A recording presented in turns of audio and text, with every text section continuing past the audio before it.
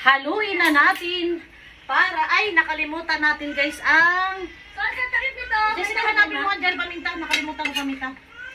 Paminta? Oo. Ano nga to yung durog, ay buo? Hindi yan buo. Crack Buo yan. yan! Merong crack yan. Ay, ambot. Nasaan? Nandiyan.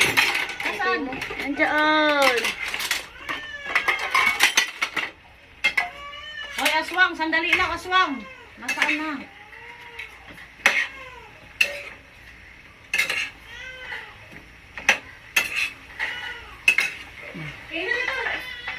May takip kong tumbler din. Guys, tignan nyo gaano kasarap ang aking ginisang chop suey. Look! Ayan. Ang kulang niyan ay hindi to, meron ako. Nasaan na ba yun, Jason? Meron ako ano dito. Yung paminta, wala pa akong paminta. Ayun, oh, sabi ko sa iyo eh. Ayan. Finishing touching paminta.